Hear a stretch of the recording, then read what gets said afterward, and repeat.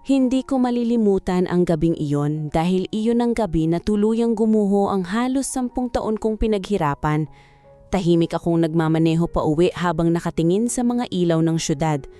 Pagod ang katawan ko mula sa sunod-sunod na meeting sa Cebu para sa expansion ng negosyo naming online furniture company.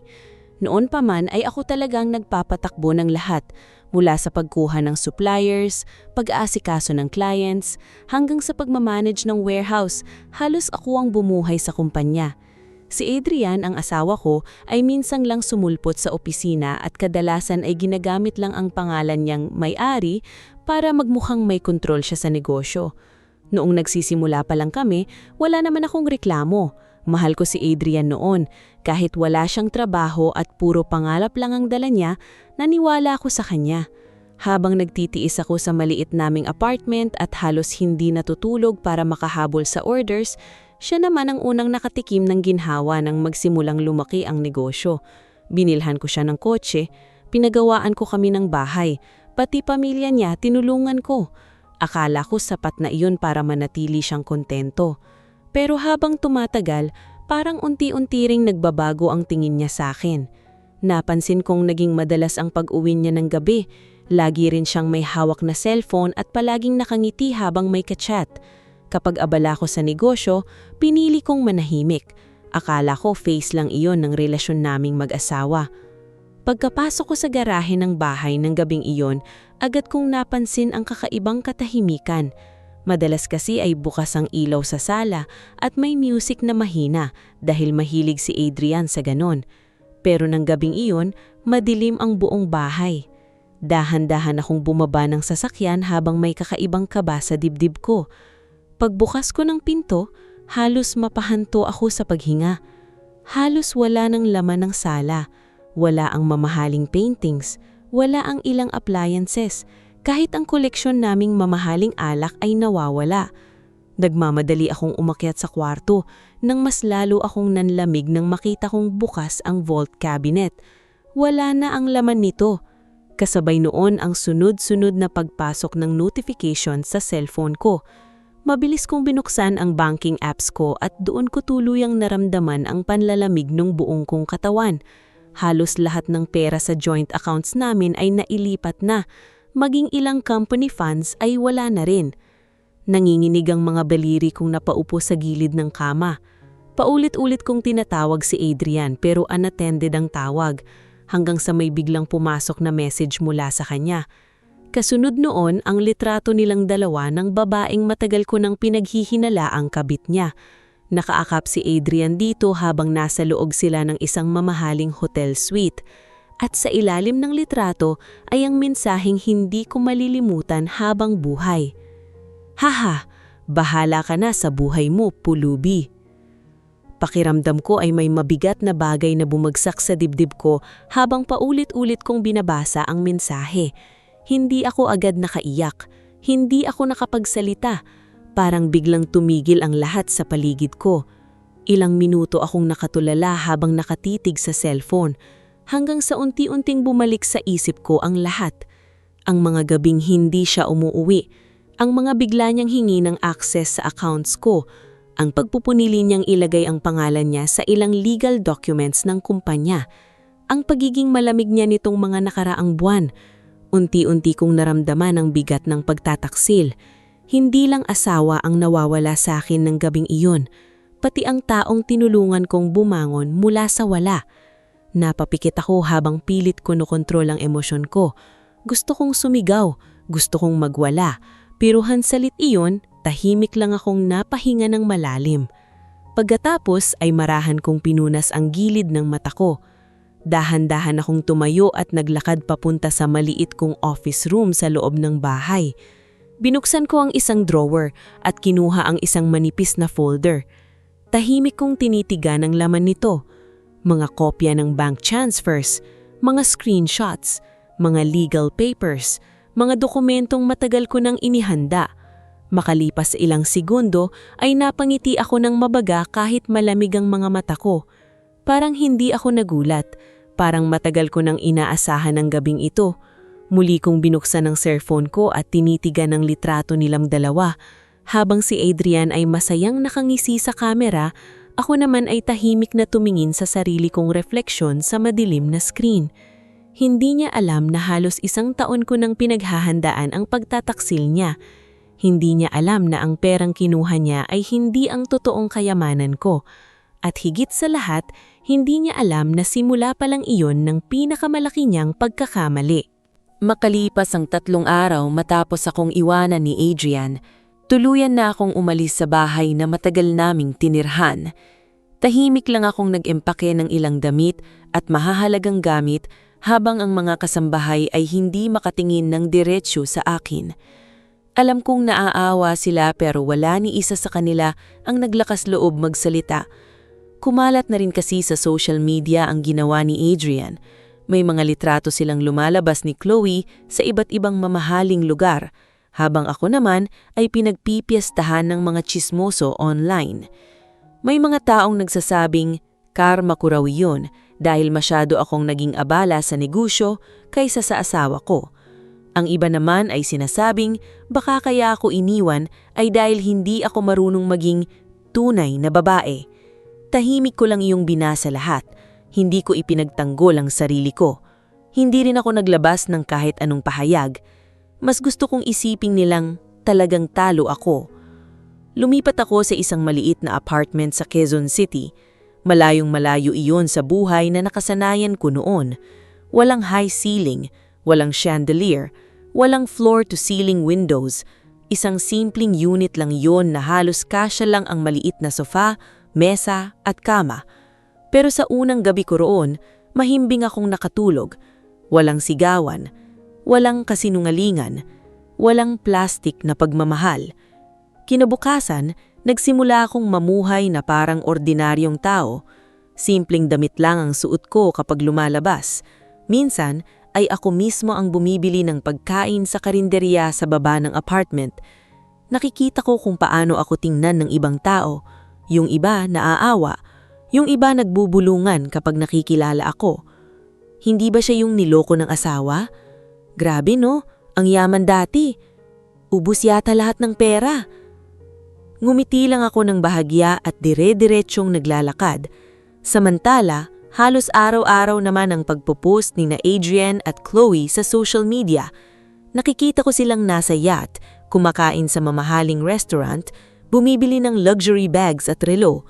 Para bang gusto talaga nilang ipamuka sa buong mundo na nanalo sila at ako ang talunan. Isang gabi, habang umiinom ako ng instant coffee sa maliit kong mesa, may tumawag sa akin mula sa pamilya ni Adrian. Nanay niya. Hindi ko agad sinagot pero paulit-ulit ang tawag kaya pinindot ko rin kalaunan. Ano, Selena? Kumusta pagiging pulubi? Natatawa nitong sabi. Tahimik lang akong nakikinig. Hindi ka kasi marunong mag-alaba ng asawa. Tingnan mo tuloy, iniwan ka. Naririnig ko sa background ang tawanan ni na Adrian at Chloe. Halatang speakerphone. Hayaan niyo na po kayo. Kalmado kong sagot. Ano? Wala ka nang maipagmamalaki ngayon, ano? Buti nga sa'yo. Pagkatapos noon ay pinatay ko na ang tawag. Dahan-dahan kong ibinaba ang cellphone sa mesa, saka ako napangiti ng bahagya. Hindi dahil nasasaktan ako, kundi dahil eksaktong nangyayari ang lahat ayon sa inaasahan ko. Tumayo ako at naglakad papunta sa cabinet sa gilid ng kwarto. Binuksan ko ang isang lihim na compartment at kinuha ang laptop na matagal ko nang hindi ginagamit sa harap ng ibang tao. Mabilis akong nag-log in sa isang private server. Sunod-sunod na files ang lumabas sa screen, mga legal documents, offshore accounts, share certificates, business ownership records, at higit sa lahat, mga pangalan ng tunay na may-ari ng mga kumpanya. Hindi nakapangalan kay Adrian ang pinakamalalaking assets ko. Matagal ko nang inilagay ang mga iyon sa ilalim ng holding company na kontrolado ko at isa kong matagal ng abogado. Ang mga account na hinayaan kong makuha niya ay bahagi lang ng perang gusto kong makita niyang kontrolado niya. Isa iyong pain at nalunok niya ng buo. Napahinga ako ng malalim habang nakatingin sa monitor. Naalala ko kung paano nagsimula ang paghihinala ko halos 1 taon na ang nakakaraan. Noon pa man ay napansin ko ng pilit inuusisa ni Adrian ang kabuuang assets ko. Masyado siyang interesado sa passwords, legal papers at company structures. Hindi iyon normal para sa isang lalaking dati namang walang pakialam sa negosyo. Kaya habang nagpapanggap akong nagtitiwala sa kanya, tahimik akong naghanda. Lahat ng galaw niya ay may katapat akong hakbang. Lahat ng pera na akala niyang nakuha niya ay perang kaya kong bitawan anumang oras. Makalipas ng ilang minuto ay may nakanggap akong mensahe mula sa hindi nakasave na numero. "Ready na po lahat, Ma'am President." Tahimik akong nasasandal sa upuan. Pagkatapos ay tumawag ako sa numerong iyon. Mabilis itong sumagot. "Good evening, ma'am. Kumusta ang movement nila?" Kalmado kong tanong. Mas lalo pong magastos si Sir Adrian. Mukhang kampante po talaga siya. Napangiti ako ng bahagya. "Hayaan mo lang siya," sagot ko. "Mas mabuti nang isipin niyang nanalo siya." "Copy po. Yung documents, nasa amin na po lahat. Pirma na lang po ninyo." Tahimik akong tumingin sa bintana ng apartment habang tanaw ang ilaw ng siyudad. Sa unang tingin, mukha akong babaeng iniwan at nawalan ng lahat. Pero ang totoo, nagsisimula pa lang akong bawiin ang buhay na halos wasakin nila.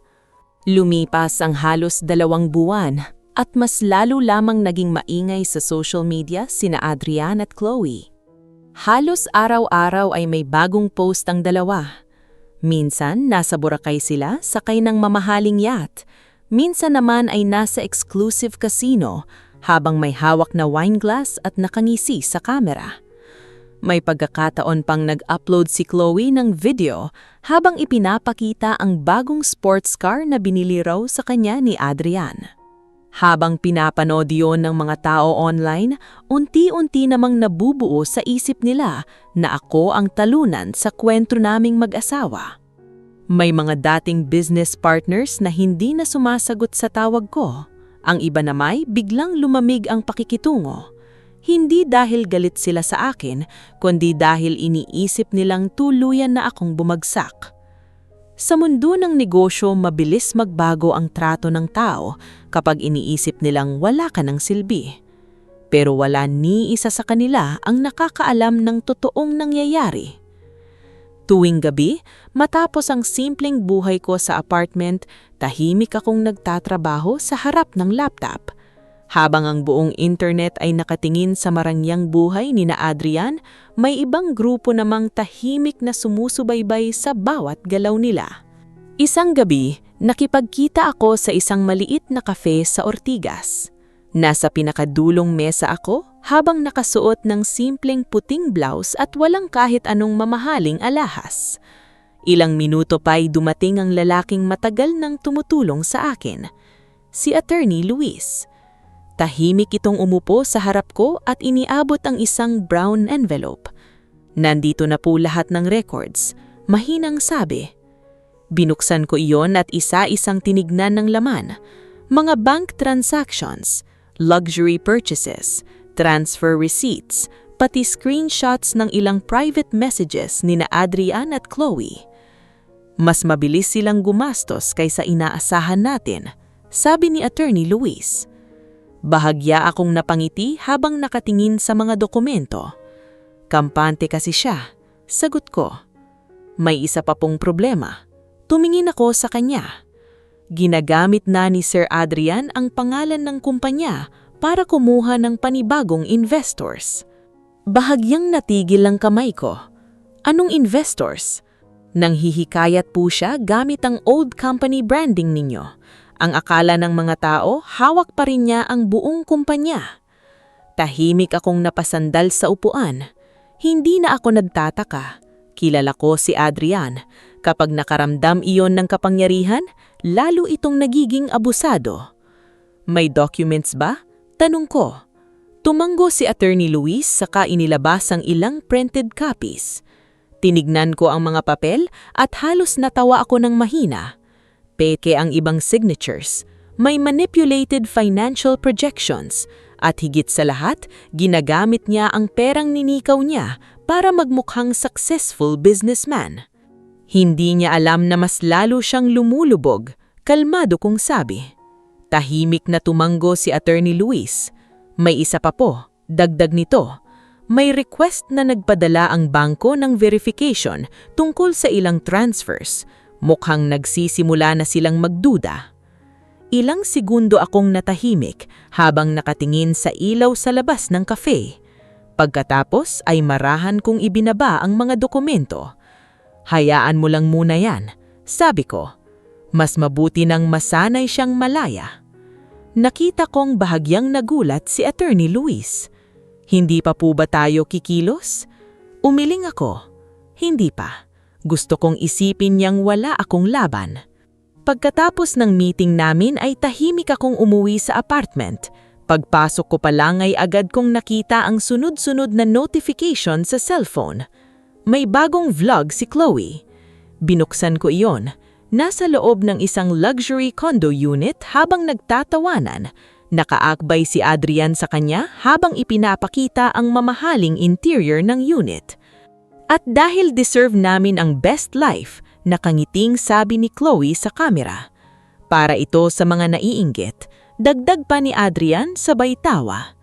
Hindi ko alam kung bakit, pero habang pinapanood ko iyon, mas lalo akong nakaramdam ng katahimikan kaysa galit. Siguro dahil matagal ko nang tinanggap na hindi ko nakilala ang lalaking minahal ko noon. Bigla namang may bagong pumasok na mensahe mula sa isa sa mga taong naka-assign na magmo-monitor sa kanila. Ma'am, may unusual withdrawal sa 2 accounts. Biglang nataupo akong tuwid ng tuwid. Kasunod noon ay screenshots ng transactions. Malalaking halaga, sunod-sunod, at karamihan ay papunta sa iba't ibang personal expenses. Napangiti ako ng bahagya. Unti-unti nang nauubos ang pera na akala ni Adrian ay walang katapusan. Kinabukasan, habang nasa maliit na grocery malapit sa apartment, may 2 babaeng biglang nagbulungan nang makilala ako. Siya yata yon. Yung niloko ng asawa? Kawawa naman. Tahimik ko lang silang dinaanan habang hawak ang basket ng noodles at delata. Hindi nila alam na habang iniisip ng lahat na lugmok ako, mas lumalakas naman ang kontrol ko sa sitwasyon. Pagsapit ng gabi, muling tumawag si Attorney Luis. Ma'am, ano yon? May update po tayo. Tahimik akong nakinig. May freeze request na pong ipinadala ang bangko sa ilan ng accounts ni Sir Adrian. Ilang segundo akong natahimik habang nakatingin sa madilim na kisami ng apartment. Pagkatapos ay marahan kong ibinaba ang mga dokumento. Sa wakas, nagsisimula ng gumalaw ang unang piraso ng pagbagsak nila. Kinabukasan matapos ma-freeze ang ilan sa accounts ni Adrian, agad na nagulo ang marangyang nilang buhay ni Chloe. Maaga pa lang ay sunod-sunod na ang tawag nito kay Chloe habang nasa parking lot ng kondo. Halos pasigaw na itong nakikipag-usap sa bangko dahil paulit-ulit na de-decline ang cards niya. Ilang beses pa siyang nagtangkang mag-withdraw, ngulit puro error lang ang lumalabas sa ATM. Sa unang pagkakataon matapos niya akong iwan, nagsimula akong makitang hindi na kumpante ang mukha niya. Hindi na iyon yung Adrian na mayabang at puno ng kumpiyansa habang pinapakita online ang bago nilang buhay. Unti-unti nang lumalabas ang kaba sa mga mata niya. Habang pinapanood ko ang mga updates mula sa team ko, tahimik lang akong umiinom ng kape sa maliit kong apartment. Nakasuot lang ako ng simpleng damit habang nakabukas ang laptop sa harap ko. Sa screen ay sunod-sunod ang financial alerts na pumapasok mula sa mga account na matagal nang minomonitor ng legal team ko. Attempted transfer failed. Card temporarily suspended. Pending investigation. Tahimik akong napangiti. Hindi dahil natutuwa akong nahihirapan si Adrian, kundi dahil alam kong ito na ang simula ng realidad na matagal niyang tinakasan. Makalipas ang ilang oras ay muling tumawag si Attorney Luis. Ma'am, Mukhang nagpapanik na po si Sir Adrian. Anong ginawa niya? Habang nakatingin ako sa bintana, tinatawagan niya po lahat ng dating investors at business contacts, pero karamihan hindi na sumasagot. Hindi na ako nagtaka. Sa negosyo, mabilis mawala ang respeto kapag naamoy ng manatao ang problema. May isa pa po. Tahimik akong nakinig. Nag-aaway raw po sila ni Miss Chloe sa kondo kagabi. Bahagya akong napangiti. Ano naman ang dahilan? Sinisisi po siya ni Sir Adrian kung bakit mabilis maubos ang pera. Napailing ako ng mahina. Noon pa man, ganun na si Adrian. Kapag maayos ang lahat, gusto niya siyang ang bida. Pero kapag may problema, naghahanap agad siya ng masisisi. Habang unti-unting nagkakagulo ang buhay nila, tahimik naman akong nagsisimulang bumangon mula sa likod ng anino. Sa unang pagkakataon matapos akong mawalan ng lahat, muli akong bumalik sa isa sa mga tunay kong opisina. Hindi iyon kilalang kumpanya sa publiko. Nakapangalan iyon sa holding corporation na matagal ko nang itinayo. Pagpasok ko pa lang sa building ay agad tumayo ang mga empleyado. "Good morning, Ma'am President." Tahimik akong napangiti at bahagyang tumanggo. Walang nakakakilala sa akin sa labas bilang may-ari ng kumpanyang iyon. Iyon ang dahilan kung bakit nanatiling ligtas ang pinakamalaking bahagi ng negosyo ko kahit matapos ang ginawa ni Adrian. Pagpasok ko sa conference room ay agad akong sinalubong ng board members at finance team. Sunod-sunod nilang ipinakita ang reports tungkol sa mga bagong investors, expansion projects at overseas partnerships na lihim naming tinrabaho nitong mga nakaraang buwan. Habang nagsasalita sila, napapansin kong mas malinaw na ulit ang isip ko. Sa unang pagkakataon matapos ang pagtataksil ni Adrian, pakiramdam ko ay muli kong nakikita ang sarili ko. Hindi bilang asawa, hindi bilang babaeng iniwan, kundi bilang babaeng bumuo ng lahat mula sa wala. "Ma'am, ready na po ang acquisition papers," sabi ng isang sa mga executives. Tahimik akong tinanggap ang folder. Isa iyong malaking project na matagal ko nang gustong ilabas, ngunit pansamantala kong itinago habang inaayos ko ang problema kay Adrian. Pagkatapos ng meeting ay dumiretso ako sa maliit kong temporary office. Doon ay tahimik kong pinirmahan ang ilang dokumento habang tumutugtog ng mahina ang instrumental music sa background. Bigla namang nag-vibrate ang cellphone ko. Unknown number. Ilang segundo ko yung tinitigan bago ko sinagot. "Selena?" Boses ni Adrian. Mahina mulit halatang puno ng tensyon. "Anong kailangan mo?" Kalmado kong tanong. Akala ko ba bahala na ako sa buhay ko? Biglang natahimik ang kabilang linya. Parang hindi niya inaasahan na sasagutin ko siyang ganon. "Adrian, hindi ito biro." "Tama ka, hindi talaga biro ang magnakaw." "Anong gusto mong mangyari?" Ilang segundo akong natahimik. Pagkatapos ay marahan kong sinabi ang mga salitang matagal ko nang gustong marinig niya. "Gusto ko lang makita kang harapin ang consequences ng mga ginawa mo." Pagkatapos nun ay pinatay ko ang tawag. Tahimik akong tumingin sa cellphone habang unti-unti nang nawawala ang ngiti sa labi ko.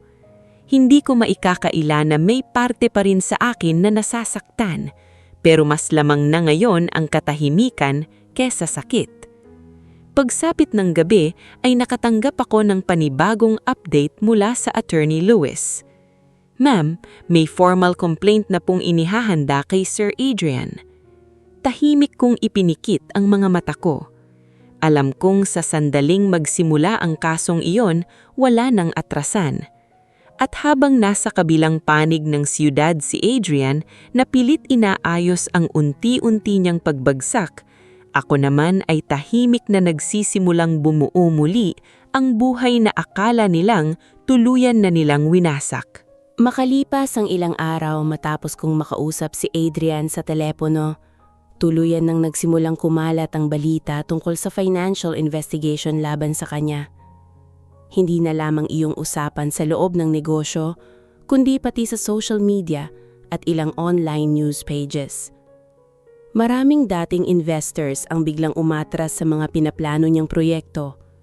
Ang iba naman ay humihingi ng paliwanag kung bakit may mga dokumentong questionable at may ilang pirma na hindi tumutugma sa official records. Habang lumalaki ang problema niya, mas lalo namang nagiging magulo ang relasyon nila ni Chloe. Ayon sa mga taong nagbabantay sa kanila, halos gabi-gabi na raw silang nag-aaway sa kondo. Madalas sumisigaw si Chloe dahil hindi na niya mabili ang mga gusto niya. Samantalang si Adrian naman ay mabilis nang magalit kahit sa mga maliliit na bagay. Unti-unti nang nawawala ang marangyong buhay na ipinagyayabang nila sa buong internet.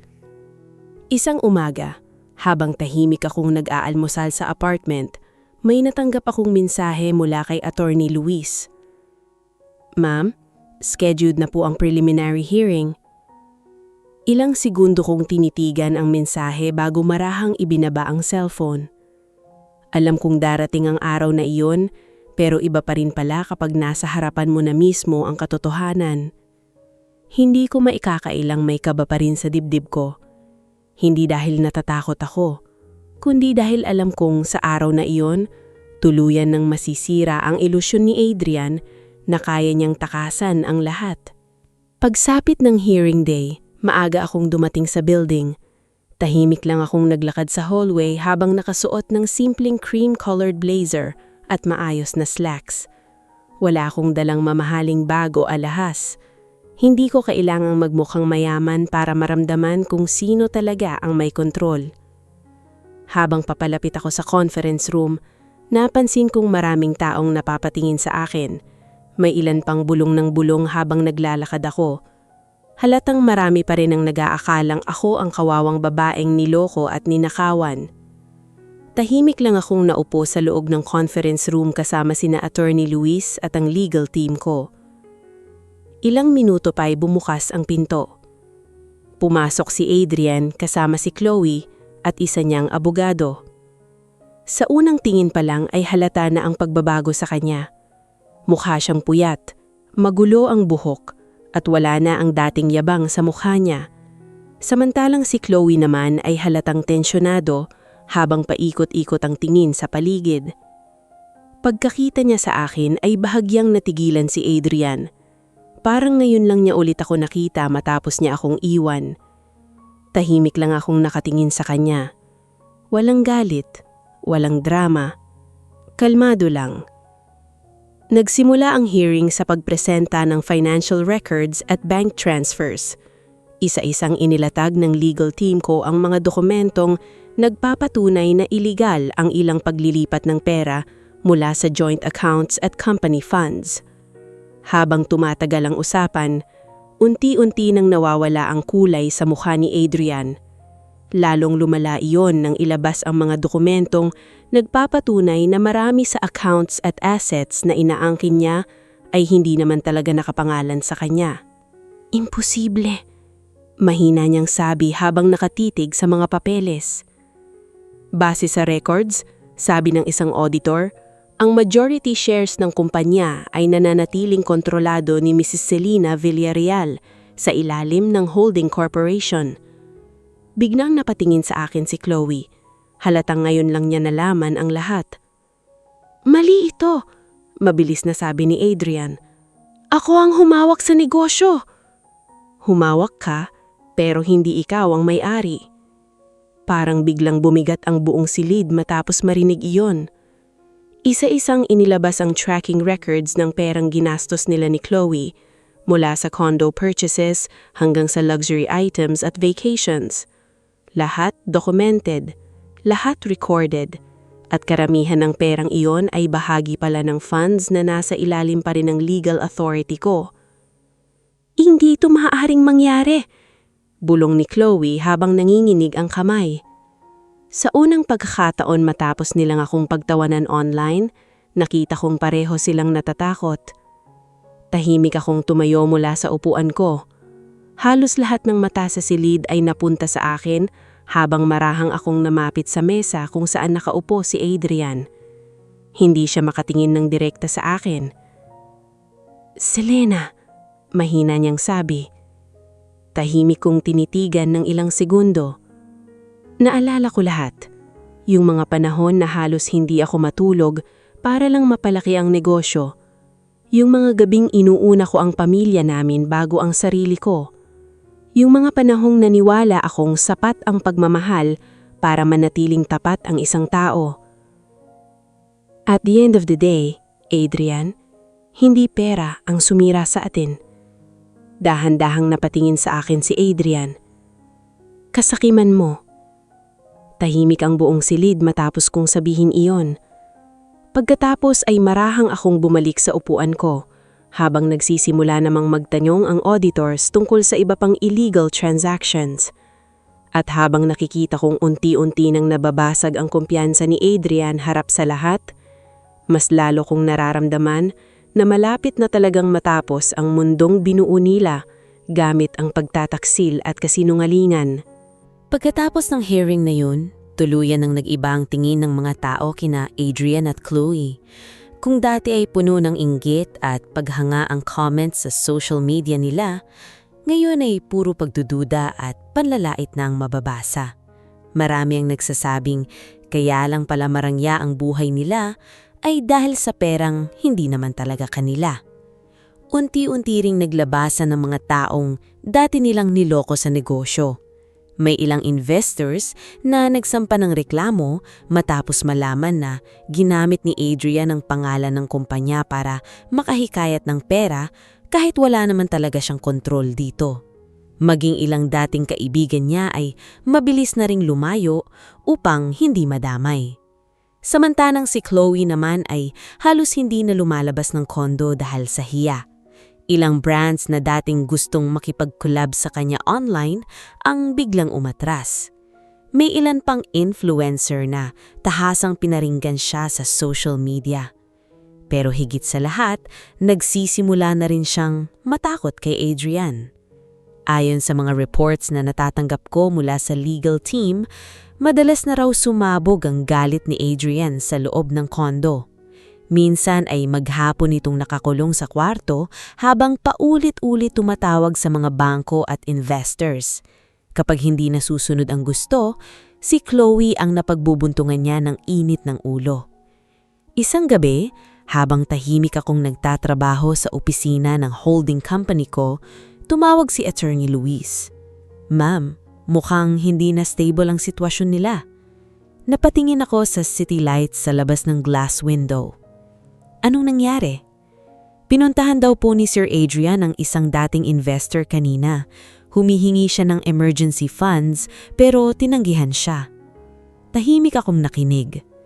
Pag-uwi raw po niya sa kondo, nagkaroon sila ng malaking away ni Miss Chloe. Dahil sa pera? Tanong ko. Hindi lang po, mukhang nagsisihan na sila. Hindi ko alam kung bakit pero wala na akong nararamdamang galit habang pinapakinggan yun. Siguro dahil matagal ko nang pinagod ang sakit. Kapag paulit-ulit kang niloloko ng taong minahal mo, darating ka talaga sa puntong manhid ka na lang. Kinabukasan, maaga akong dumating sa opisina para sa isang importanteng meeting kasama ang mga bagong investors mula Singapore. Habang nasa conference room ako, ipinapakita ng team ko ang mga bagong expansion plans para sa kumpanya. Tahimik akong nakikinig habang isa-isang inilalahad ang projections at reports. Habang tumatagal ang usapan, mas lalo kong nare-realize kung gaano nakalayo ulit ang nararating ko. Noon, pakiramdam ko, mawawala ang lahat kapag iiwan ako ni Adrian. Pero ngayon, mas malinaw ko nang nakikita na hindi pala siya ang pundasyon ng buhay ko. Ako ang bumuo ng lahat ng ito. Matapos ang meeting, lumapit sa akin ang isa sa mga foreign investors. "You're stronger than what people say online," mahinaw nitong sabi. Bahagya akong napangiti. People only see what they want to see, sagot ko. Tumango ito saka nakipagkamay bago umalis. Habang naglalakad ako pabalik sa office ko, biglang nag-vibrate ang cellphone ko. Unknown number. Ilang segundo ko iyong tinitigan bago ko sinagot. Selena. Boses ni Chloe. Mahina at nanginginig. Tahimik akong napahinto sa paglalakad. Anong kailangan mo? Malamig kong tanong. Ilang segundo siyang hindi nakapagsalita. Pwede ba tayong mag-usap? Hindi agad ako sumagot. Sa kabilang linya ay naririnig ko ang mabigat niyang paghinga. Please? Mahinang dagdag niya. Hindi ko na kaya. Kinagabihan, nagkita kami sa isang tahimik na cafe. Halos hindi ko agad nakilala si Chloe pagpasok niya. Malayo siya sa babaeng palaging nakangiti sa social media habang ipinapakita ang mamahaling buhay. Wala siyang make-up, namumugto ang mata niya at halatang ilang gabi nang hindi maayos ang tulog. Tahimik siyang umupo sa harap ko. Hindi ako nagsalita. Siya ang unang bumasag ng katahimikan. Hindi ko alam na ganito kalalim ang problema. Akala ko mayaman talaga siya. Napangiti ako ng bahagya pero walang saya roon. Mayaman siya dahil sa akin. Bigla siyang napayuko.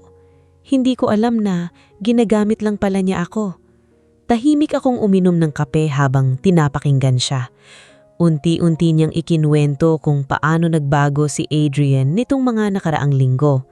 Madalas daw itong sumabog.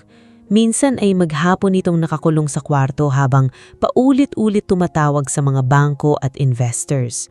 Kapag hindi nasusunod ang gusto, si Chloe ang napagbubuntungan niya ng init ng ulo. Takot na ako sa kanya, mahinang sabi niya habang naiiyak. Ilang segundo akong natahimik bago ko siya tinignan ng diretsyo. Alam mo ba kung bakit hindi kita kailanman pinatulan online? Tanong ko. Umiling siya. Dahil alam kong darating ang araw na makikita mo rin kung sino talaga siya. Biglang tumulo ang luha niya matapos marinig iyon. Selena, sorry. Tahimik ko lang siyang tinignan.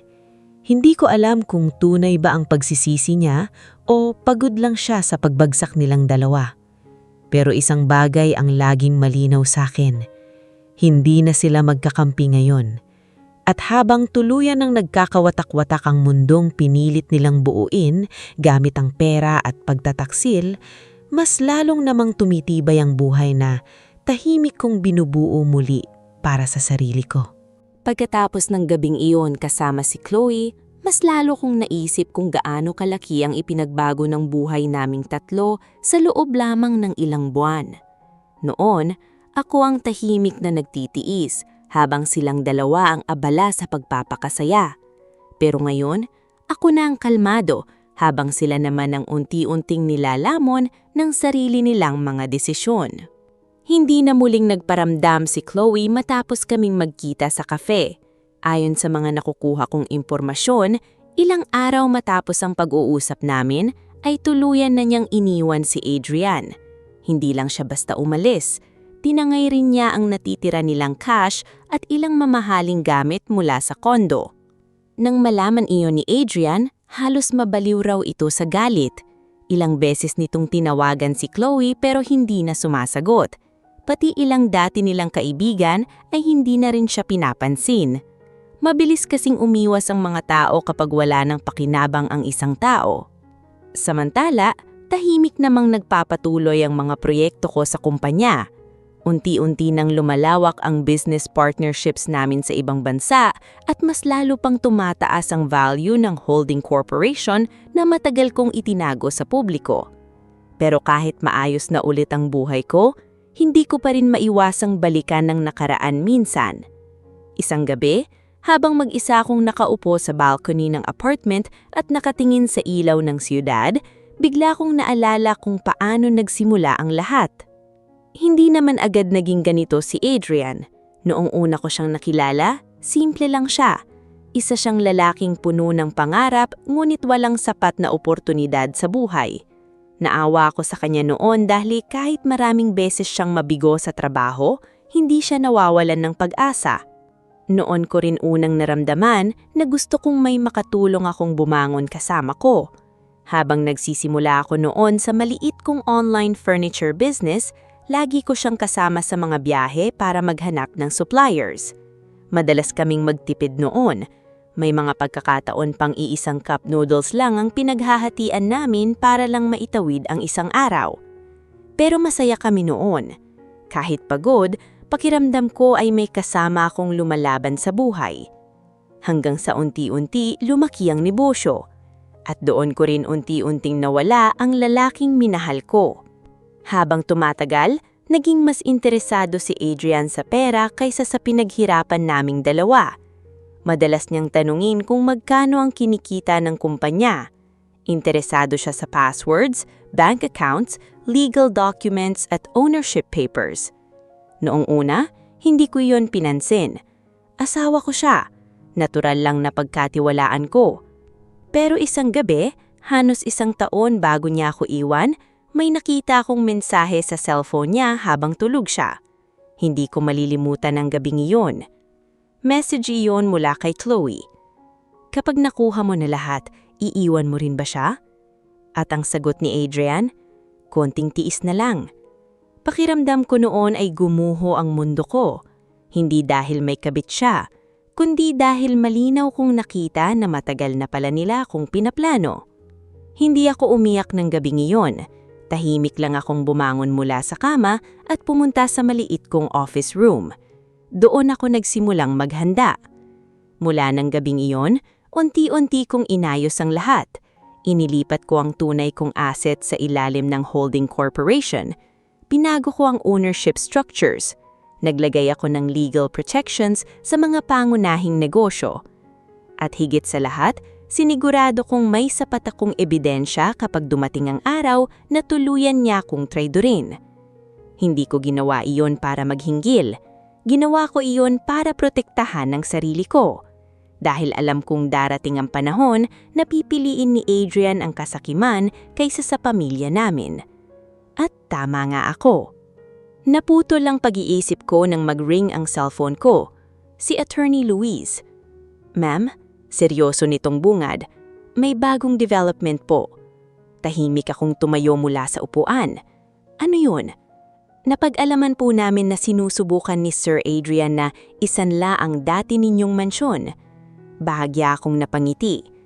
Dati naming mansyon. Hindi niya pa rin yata alam na wala na siyang legal rights doon. Tahimik akong naglakad papasok muli sa apartment habang hawak ang cellphone. Matagal ko nang inalis ang pangalan niya sa property ownership nang nagsimula akong magduda sa kanya. Pero dahil kampante siyang kontrolado niya ako noon, hindi niya man lang yon napansin. May isa pa po, dagdag ni Attorney Luis. Mukhang desperado na talaga siya sa pera. Tahimik akong napahinga. Sa totoo lang, wala na akong nararamdamang galit kay Adrian. Ang nakikita ko na lang ay isang lalaking unti-unting nilalamon ng sarili niyang kasakiman. At habang patuloy siyang bumabagsak dahil sa mga maling desisyon niya, mas lalo kong naiintindihan na minsan hindi kailangang gumanti ng marumi para makamit ang hustisya. Minsan, sapat nang hayaan mong harapin ng isang tao ang bunga ng sarili niyang ginawa. Lumipas pa ang ilang linggo at tuluyan nang nag-iba ang buhay ni Adrian. Mula sa lalaking halos gabi-gabing nasa mamahaling bars at hotels, gayon ay madalas na lamang siyang makita na mag-isang naglalakad palabas ng mga bangko at opisina habang halatang problemado. Unti-unti nang kinukuha ng bangko ang ilan sa mga sasakyan at properties na ipinambili nila ni Chloe gamit ang perang iligal na nailipat mula sa kumpanya. Maging ang luxury condo na madalas nilang i-flex online noon ay nakatakda ng mabawi dahil sa unpaid balances at legal disputes. Habang nangyayari iyon, mas lalo namang lumalawak ang negosyo ko. Sunod-sunod ang meetings, partnerships at bagong projects na dumarating. Minsan naiisip ko kung gaano kalaki ang nawala sa akin nung pinili kong ituon ang buong mundo ko kay Adrian. Hindi pala siyang dahilan kung bakit ako naging successful. Ako mismo. Isang hapon, matapos ang mahabang board meeting, tahimik akong bumaba sa lobby ng building habang may kausap sa cellphone tungkol sa bagong warehouse project namin sa Laguna. Pagdating ko sa parking area, ay agad kong napansin ang isang lalaking nakatayo malapit sa sasakyan ko. Si Adrian. Halos hindi ko siya agad nakilala. Malayo siya sa dating lalaking laging maayos ang bihis at puno ng yabang. Gusot ang damit niya. Halatang puyat at mas payat na siya kaysa dati. Tahimik ko lang siyang tinitigan habang dahan-dahan kong ibinaba ang cellphone. "Selena," mahina niyang sabi. Ilang segundo akong hindi nagsalita. Hindi ko alam kung bakit pero sa unang pagkakataon matapos ang lahat, wala na talaga akong naramdamang sakit habang nakatingin sa kanya. Parang estranghero na lang siya. "Ano ginagawa mo rito?" Kalmado kong tanong. Bahagya siyang napayuko bago muling tumingin sa akin. "Kailangan kitang makausap." Tahimik akong huminga ng malalim bago tumango. Dumiretso kami sa isang maliit na cafe malapit sa building. Hindi tulad noon, wala nang photographers o social media posts. Wala nang mamahaling alak at yabangan. Lumipas pa ang ilang linggo at tuluyan nang nag-iba ang buhay ni Adrian. Mula sa lalaking halos gabi-gabing nasa mamahaling bars at hotels, gayon ay madalas na lamang siyang makita na mag-isang naglalakad palabas ng mga bangko at opisina habang halatang problemado. Unti-unti nang kinukuha ng bangko ang ilan sa mga sasakyan at properties na ipinambili nila ni Chloe gamit ang perang iligal na nailipat mula sa kumpanya. Maging ang luxury condo na madalas nilang i-flex online noon ay nakatakda ng mabawi dahil sa unpaid balances at legal disputes. Habang nangyayari iyon, mas lalo namang lumalawak ang negosyo ko. Sunod-sunod ang meetings, partnerships at bagong projects na dumarating. Minsan naiisip ko kung gaano kalaki ang nawala sa akin nung pinili kong ituon ang buong mundo ko kay Adrian. Hindi pala siyang dahilan kung bakit ako naging successful. Ako mismo. Isang hapon, matapos ang mahabang board meeting, tahimik akong bumaba sa lobby ng building habang may kausap sa cellphone tungkol sa bagong warehouse project namin sa Laguna. Pagdating ko sa parking area, ay agad kong napansin ang isang lalaking nakatayo malapit sa sasakyan ko. Si Adrian. Halos hindi ko siya agad nakilala.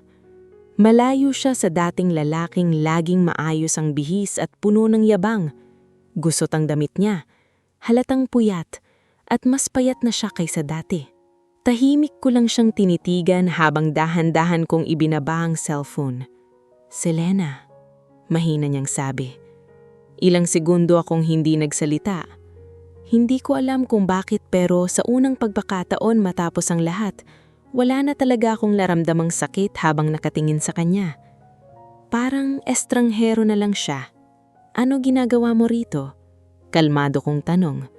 Bahagya siyang napayuko bago muling tumingin sa akin. "Kailangan kitang makausap."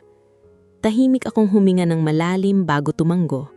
Dumiretso kami sa isang maliit na cafe malapit sa building. Hindi tulad noon, wala nang photographers o social media posts. Wala nang mamahaling alak at yabangan. 2 taong pagod na lang ang magkatapat sa mesa. Ilang segundo siyang tahimik habang nakatitig sa tasa ng kape sa harap niya. "Wala na si Chloe," mahina niyang sabi. Hindi ako nagsalita. Iniwan niya ako. Tahimik ko lang siyang pinakinggan. Tinangay niya pati natitira kong pera. Marahil iyon din ang pakiramdam ko nung gabing iniwan niya ako. Bigla siyang napatingin sa akin. "Selena, pwede ba kitang makausap bilang dating asawa mo?" Nahawak siya sa noo habang tila nahihirapang magsalita. Alam kong wala akong karapatan pero pagod na ako. Tahimik lang akong nakaupo. Lahat iniwan ako. Mga kaibigan ko, investors, kahit pamilya ko halos hindi na ako pansinin. Muli siyang napayuko. Hindi ko alam paano magsisimula ulit. Sa unang pagkakataon matapos ang mahabang panahon, nakita kong wala na ang dating yabang ni Adrian. Ang kaharap ko ngayon ay isang lalaking wasak dahil sa sarili niyang mga desisyon. "Bakit ka nandito?" tanong ko.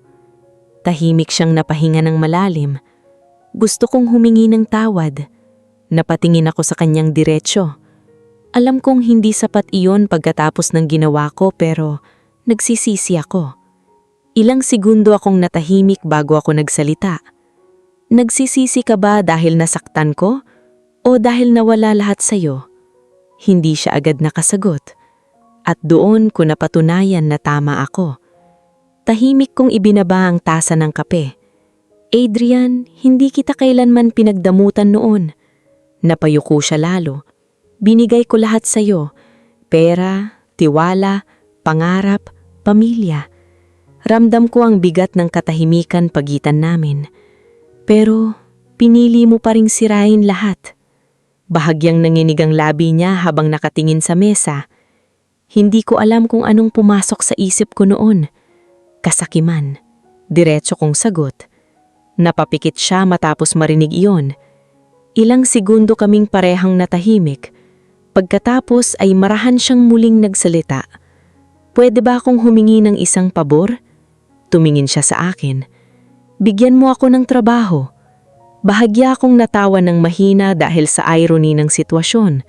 Ang lalaking minsang nagpakasasa sa perang pinaghirapan ko, ngayon nakikiusap para magkaroon ng simpleng trabaho. Wala na akong ibang mapuntahan. Mahina niyang nadagdag. Tahimik akong sumandal sa upuan habang pinapansin siya. Hindi ko nakita ang dating Adrian na yabang. Ang nakita ko ay isang lalaking unti-unti nang unuunawa ang halaga ng mga bagay na sinayang niya. Pero kahit ganon, malinaw pa rin ang sagot sa isip ko. Hindi. Kalmada kong sinabi. Bahagya siyang natigilan. Hindi dahil naghihiganti ako, kundi dahil kailangan mong matutong tumayo ng mag-isa. Tahimik siyang napatingin sa akin habang namumuo ang luha sa mata niya. At kailangan mong harapin ang consequences ng mga ginawa mo nang hindi umaasa sa taong sinira mo. Pagkatapos kong sabihin iyon ay marahan akong tumayo mula sa upuan. Hindi ko na hinintay ang sagot niya. Habang naglalakad ako palabas ng kafe, naramdaman kong may isang bahagi ng buhay ko ang tuluyan ng nagsara. At sa unang pagkakataon matapos ang mahabang panahon, pakiramdam ko ay tunay na akong malaya mula sa lalaking minsang naging sentro ng buong mundo ko. Makalipas ang ilang buwan matapos ang pagkikita namin ni Adrian sa cafe, mas lalo pang naging maayos ang takbo ng buhay ko. Lumawak ang negosyo namin sa iba't ibang probinsya at nagsimula na rin kaming magtayo ng livelihood programs para sa mga babaeng gustong magsimula muli matapos lokohin, iwan o abusuhin ng mga taong pinagkatiwalaan nila. Noong una, hindi ko balak gumawa ng foundation. Pero habang tumatagal, mas lalo kong nakikita ang sarili ko noon sa mga babaeng lumalapit sa akin. May ilan sa kanila na iniwan matapos ubusin ng asawa ang ipon nila. May iba naman na pinagtulungan ng sariling pamilya dahil mas piniling kampihan ang lalaking nanloko sa kanila. Sa bawat kwentong naririnig ko, mas lalo kong naiintindihan kung bakit kailangan kong ipagpatuloy ang pagtulong.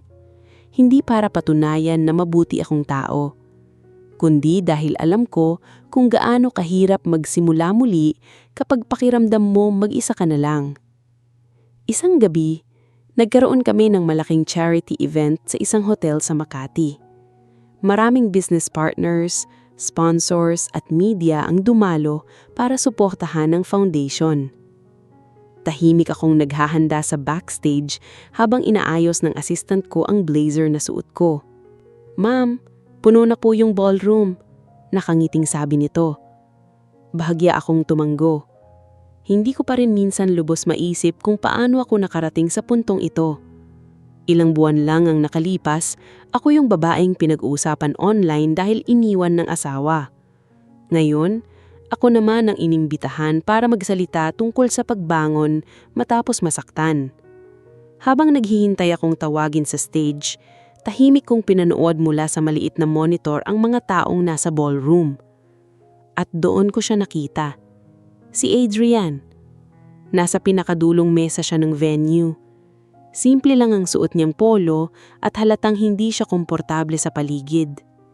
Yumuko siya nang mapansing may ilang taong nakatingin sa kanya. Tahimik lang akong napatingin sa screen ng ilang segundo. Hindi ko alam kung bakit siya pumunta, pero hindi ko rin siya pinapalis. Makalipas ang ilang minuto, ay tinawag na ako. Makalipas ang ilang buwan matapos ang pagkikita namin ni Adrian sa cafe, mas lalo pang naging maayos ang takbo ng buhay ko. Lumawak ang negosyo namin sa iba't ibang probinsya at nagsimula na rin kaming magtayo ng livelihood programs para sa mga babaeng gustong magsimula muli matapos lokohin, iwan o abusuhin ng mga taong pinagkatiwalaan nila. Noong una, hindi ko balak gumawa ng foundation. Pero habang tumatagal, mas lalo kong nakikita ang sarili ko noon sa mga babaeng lumalapit sa akin. May ilan sa kanila na iniwan matapos ubusin ng asawa ang ipon nila. May iba naman na pinagtulungan ng sariling pamilya dahil mas piniling kampihan ang lalaking nanloko sa kanila. Sa bawat kwentong naririnig ko, mas lalo kong naiintindihan kung bakit kailangan kong ipagpatuloy ang pagtulong. Hindi para patunayan na mabuti akong tao, kundi dahil alam ko kung gaano kahirap magsimula muli kapag pakiramdam mo mag-isa ka na lang. Isang gabi, nagkaroon kami ng malaking charity event sa isang hotel sa Makati. Maraming business partners, sponsors at media ang dumalo para suportahan ang foundation. Tahimik akong naghahanda sa backstage habang inaayos ng assistant ko ang blazer na suot ko. "Ma'am, puno na po yung ballroom," nakangiting sabi nito. Bahagya akong tumanggo. Hindi ko pa rin minsan lubos maisip kung paano ako nakarating sa puntong ito. Ilang buwan lang ang nakalipas, ako yung babaeng pinag-uusapan online dahil iniwan ng asawa. Ngayon, ako naman ang inimbitahan para magsalita tungkol sa pagbangon matapos masaktan. Habang naghihintay akong tawagin sa stage, tahimik kong pinanood mula sa maliit na monitor ang mga taong nasa ballroom. At doon ko siya nakita. Si Adrian. Nasa pinakadulong mesa siya ng venue. Simple lang ang suot niyang polo at halatang hindi siya komportable sa paligid.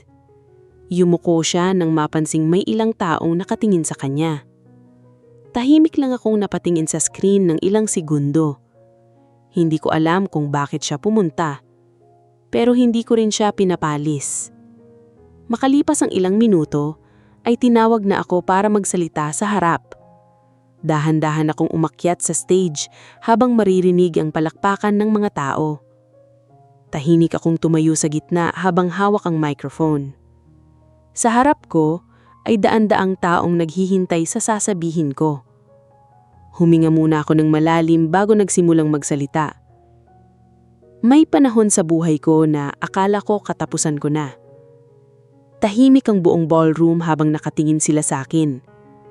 Akala ko kapag iniwan ka ng taong pinakamamahal mo at nawala lahat ng pinaghirapan mo, wala nang natitirang dahilan para bumangon. Ilang babae sa audience ang tahimik na napapahid ng luha. Pero natutunan ko na minsan, hindi pagkawala ang katapusan. Minsan, yon ang simula para makita mo kung sino ka talaga. Habang nagsasalita ako, napansin kong tahimik lang na nakatingin sa akin si Adrian mula sa likod ng ballroom. Wala na yung dating mayabang niyang tingin. Punong-puno na iyon niyang pagod at pagsisisi. Hindi ko itinayo ang foundation na ito dahil galit ako. Itinayo ko ito dahil ayokong may babaeng maniwalang katapusan na ng buhay niya kapag niloko siya ng taong minahal niya. Tumayo ang mga tao para pumalakpak matapos kong magsalita. Tahimik lang akong ngumiti bago bumaba ng stage. Sunod-sunod ang lumapit para bumati at makipagkamay. Pero habang abala ang lahat, napansin kong unti-unti papalapit si Adrian. Huminto siya ilang hakbang mula sa akin. Tahimik lang kaming nagkatinginan. Sa unang pagkakataon matapos ang lahat, wala na talaga akong naramdamang galit. Pagod na lang siguro. At least, masaya ka na. Hindi agad ako sumagot. Mas payapa, kalmado kong sagot. Bahagya siyang tumanggo habang nakatingin sa paligid. Hindi ko na-realize noon kung gaano kalaki yung sinira ko. Akala ko kasi pera lang lahat. Napangiti ako ng bahagya. Yun ang problema sa'yo noon. Napayuko siya habang naninginig ng bahagya ang boses niya. Selena, patawarin mo ko. Ilang segundo akong natahimik. Matagal kong inisip kung darating ba yung araw na gusto kong marinig sa kanya ang mga salitang iyon. Pero ngayong nandito na, hindi ko naramdaman yung satisfaction na inaakala ko noon. Parang mas gusto ko na lang talagang matapos lahat. Dahan-dahan akong humina ng malalim bago nagsalita. Pinatawad ko na kita matagal na. Bigla siyang napatingin sa akin. Pero hindi ibig sabihin nun mababalik pa yung dati. Unti-unting namuo ang luha sa mga mata niya. Alam ko, tahimik siyang napaluhod sa harap ko habang umiiyak. Halos mapatingin ng ilang taong nasa paligid pero wala akong pakialam doon. Hindi ko siya pinigilan. Hindi ko rin siya pinahiya. Tahimik lang akong tinitigan siya habang unti-unti niyang nararamdaman ang bigat ng lahat ng sinayang niya. At habang nakikita ko siyang umiiyak sa harap ko, mas lalo kong na-realize na minsan, ang pinakamabigat na parusa ay hindi paghihinggaling, kundi ang mabuhay habang daladala mo ang pagsisisi sa taong minsan mong minahal pero pinili mong sirain. Pagkatapos ng charity event na iyon, mas lalo pang kumalat sa social media ang litrato ni Adrian habang nakaluhod sa harap ko. Maraming tao ang nagulat dahil iyon mismo ang lalaking dating nagyayabang online habang ipinapakita ang marangyang buhay nila ni Chloe. Ngayon, siya naman ang umiiyak at humihingi ng tawad sa babaeng minsan niyang iniwan at pinagtawanan. Pero sa kabila ng inay online, tahimik lang ang buhay ko. Hindi ko na binasa ang karamihan sa comments at articles. Natuto na akong huwag hayaang kontrolin ng opinyon ng ibang tao ang kapayapaan ko. Mas naging abala ko sa negosyo at foundation. Halos linggo-linggo ay may bago kaming outreach programs at seminars para sa mga babaeng gustong magsimulang muli. Habang tumatagal, mas lalo kong nakikita na may dahilan kung bakit ko pinagdaanan ng lahat ng sakit na iyon. Hindi para masira ako, kundi para maging mas matatag. Isang umaga, habang nasa opisina ako at inaayos ang mga reports para sa bagong project namin, biglang kumatok ang assistant ko.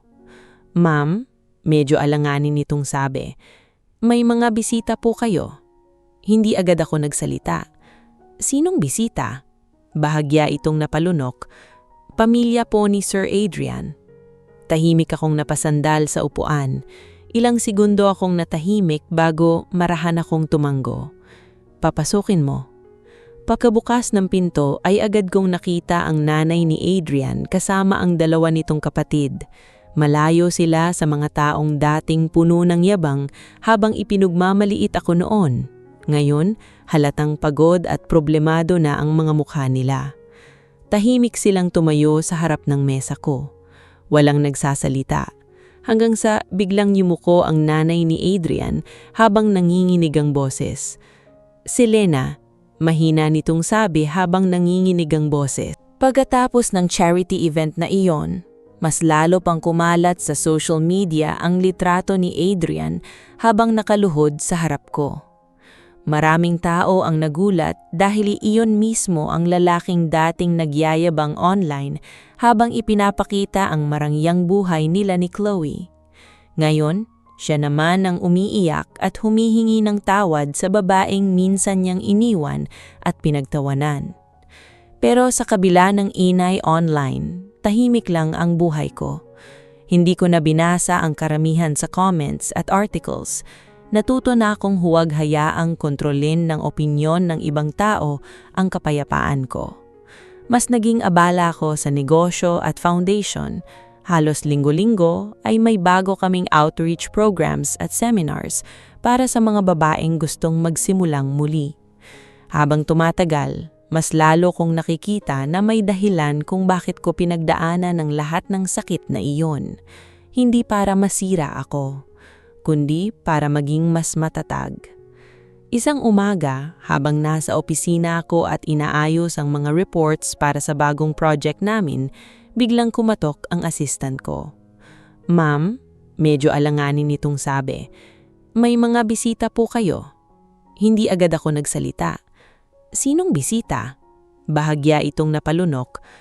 "Pamilya po ni Sir Adrian." Tahimik akong napasandal sa upuan. Ilang segundo akong natahimik bago marahan akong tumango. "Papasukin mo." Pagkabukas ng pinto ay agad kong nakita ang nanay ni Adrian kasama ang dalawa nitong kapatid. Malayo sila sa mga taong dating puno ng yabang habang ipinugmamaliit ako noon. Ngayon, halatang pagod at problemado na ang mga mukha nila. Tahimik silang tumayo sa harap ng mesa ko. Walang nagsasalita. Hanggang sa biglang yumuko ang nanay ni Adrian habang nanginginig ang boses. "Selena," mahina nitong sabi habang nanginginig ang boses. Himhingi kami ng tawad. Ilang segundo akong natahimik, hindi ko akalaing darating ang araw na iyon. Naalala ko pa kung paano nila akong pagtawanan noon matapos akong iiwan ni Adrian, kung paano nila akong tinawag na walang kwentang asawa, kung paano nila sinabi na wala na akong mararating matapos mawala sa akin ang pera. Ngayon, sila mismo ang nakatayo sa harap ko habang hirap na hirap magsalita. "Alam naming mali kami," dagdag ng kapatid ni Adrian. "Hindi namin nakita lahat ng ginawa mo para sa pamilya." Tahimik ko lang silang pinagmamasdan. "Akala namin pera lang talaga habol mo noon kay Adrian," umiiyak na sabi ng nanay nito. "Hindi namin alam na ikaw pala talaga ang bumuhay sa lahat." Muli akong natahimik. Hindi ko maikakailan na may kirot pa ring bumabalik tuwing naaalala ko kung paano nila akong tratuhin noon. Pero kasabay noon, may kakaibang gaan na rin akong nararamdaman. Parang wala na talaga akong galit na natitira. "Bakit kayo nandito?" Kalmado kong tanong. Nagtinginan sila bago muling nagsalita ang nanay ni Adrian. "Mawawalan na kami ng bahay." Bahagya akong napatingin sa kanya. "Yung bahay na tinitirhan namin, nakasangla pala." Tahimik akong huminga ng malalim. Alam ko ang bahay na tinutukoy niya. Isa yun sa mga property na pilit isinangla ni Adrian habang desperado sa pera. Hindi na namin alam kung saan kami pupunta. Umiiyak nitong dagdag. Tahimik akong ibinaba ang hawak kong ballpen habang nakatingin sa kanila. Hindi ko alam kung bakit pero bigla kong naalala yung sarili ko noon. Yung gabing mag-isa akong nakaupo sa madilim na bahay matapos akong iiwan. Yung pakiramdam na parang wala ka ng matatakbuhan. Ilang segundo akong natahimik bago ko marahang buksan ang isang drawer sa mesa ko. Kinuha ko ang isang folder at inilapag iyon sa harap nila. Nagulat silang tatlo habang tinitignan ang laman nito. "Fully paid?" Tahimik akong tumango. Matagal ko nang inayos yan, ilang linggo pa lang ang nakalalipas. Biglang napaiyak ng malakas ang nanay ni Adrian habang nanginginig ang kamay na hawak ang documents. Hindi nila maintindihan. Hindi nila alam na kahit matapos ang lahat ng ginawa nila sa akin, tahimik ko pa ring inayos ang problema sa bahay nila ilang linggo pa lang ang nakalalipas. Hindi dahil obligada ako, kundi dahil ayoko nang may ibang taong mawawalan ng tahanan dahil sa mga kasalanang hindi naman sila ang gumawa. "Selena," umiiyak na sabi ng nanay ni Adrian, "hindi namin deserve ang kabaitan mo." Tahimik akong napangiti ng bahagya. "Hindi ko ito ginawa para mapatawad niyo ako. Ginawa ko ito para matapos na lahat." Biglang lumuhod sa harap ko ang nanay ni Adrian kasama ang dalawa nitong kapatid. Halos maiyak silang lahat habang paulit-ulit na humihingi ng tawad. Tahimik ko lang silang pinagmamasdan. Noon, baka hinintay ko ang eksenang iyon para maramdaman kong nanalo ako. Pero ngayong nangyayari na, wala akong nararamdamang yabang o saya, kapayapaan lang. Dahil sa wakas, wala na akong galit na dala. Ilang minuto pa'y may kumatok muli sa pinto. Pagkabukas nito ay bumunggad si Adrian. Napahinto siya nang makitang nakaluhod ang pamilya niya sa harap ko. At sa unang pagkakataon matapos ang lahat, nakita kong tuluyan ng nabasag ang natitira niyang pride habang dahan-dahan din siyang lumuluhod sa harap ko kasama ng pamilya niya. Tahimik lang akong nakatingin sa kanilang lahat, habang unti-unting nawawala sa dibdib ko ang huling bakas ng sakit na minsan nilang iniwan doon. Lumipas ang halos 1 taon matapos ang araw na lumuhod sa harap ko si Adrian, kasamang pamilya niya. Maraming bagay ang nagbago mula noon. Unti-unting tumahimik ang ingay sa social media tungkol sa amin at napalitan niyon ng mga bagong usapan at bagong iskandalo sa mundo. Ganon talaga ang mga tao. Mabilis silang makisawsaw sa sakit ng iba pero mabilis din silang lumimot. Pero para sa akin, hindi ko kailangan ng atensyon ng ibang tao para maramdaman na tuluyan na akong nakausad. Mas naging tahimik ang buhay ko. Mas payapa. Mas malinaw. Tuluyan ko nang iniwan ng maliit na apartment sa Quezon City at lumipat sa isang simpleng bahay na malapit sa Tagaytay. Hindi iyon kasing enggrande ng mansyon na dati naming tinitirhan ni Adrian, pero doon ko unang naranasang huminga nang walang bigat sa dibdib. Tuwing umaga, nagkakape ako habang tanaw ang mga puno at hamog. Minsan naiisip ko kung gaano ako kaabala noon sa paghahabol ng pera at pagpapalago ng negosyo, hanggang sa hindi ko na malayang unti-unti ko nang kinakalimutan ng sarili ko. Ngayon, mas balanse na ang lahat. Patuloy pa rin ang paglaki ng kumpanya pero hindi na iyon ang sentro ng buhay ko. Mas marami na akong oras para sa foundation at sa mga programang tumutulong sa mga babaeng gustong magsimulang muli matapos masaktan. Isang araw, habang nasa foundation office ako at kinakausap ang ilan sa mga scholars namin, biglang lumapit ang assistant ko. "Ma'am, may bisita po kayo." Paglabas ko ng office ay agad kong nakita si Adrian sa waiting area. Simple lang ang suot niyang polo at slacks. Maayos na ang itsura niya kumpara noong mga nakaraang buwan, pero halatang mas matured at tahimik na siya ngayon. Hindi na siya yung lalaking puno ng yabang na kilala ko noon. Tahimik ko siyang linapitan. "Anong kailangan mo?" Kalmado kong tanong. Bahagya siyang nungiti. "Relax, hindi ako nanggugulo." Tahimik kaming nagkatinginan bago siya muling nagsalita. "May malapit bang cafe dito?" Makalipas ang ilang minuto ay magkatapat na naman kami sa isang maliit na cafe malapit sa foundation. Tahimik lang ang paligid habang mahinang tumutugtog na instrumental music sa background. Ilang segundo muna siyang nakatingin sa tasa ng kape bago siya nagsalita. "May trabaho na ako." Bahagya akong napatingin sa kanya. "Sa hardware store ng kakilala ko." Dagdag niya. "Maliit lang ang sweldo pero okay na." Tahimik akong tumanggo. Sa totoo lang, hindi ko inaasahang makikita ko siyang nagtatrabaho ng tahimik matapos ang lahat ng nangyari. "Mauyos na rin si Mama," sabi pa niya. "Salamat sa ginawa mo noon." Hindi agad akong sumagot. Alam kong hindi na mababago ng kahit anong kabutihan ko ang nakaraan naming dalawa. Pero siguro, sapat nang wala na kaming dalang galit sa isa't isa. "Kamusta ka?" tanong niya. Bahagya akong napangiti habang nakatingin sa labas ng cafe. "Payapa." Tahimik siyang tumanggo. "Deserve mo yun." Ilang segundo kaming parehong natahimik. Pagkatapos ay marahan siyang napahawak sa tasa ng kape. "Alam mo," mahina niyang sabi, "akala ko noon kapag marami kang pera, pwede mo nang gawin lahat." Tahimik akong nakinig. Akala ko magiging masaya ako kapag nakuha ko lahat ng gusto ko. Napangiti ako ng bahagya.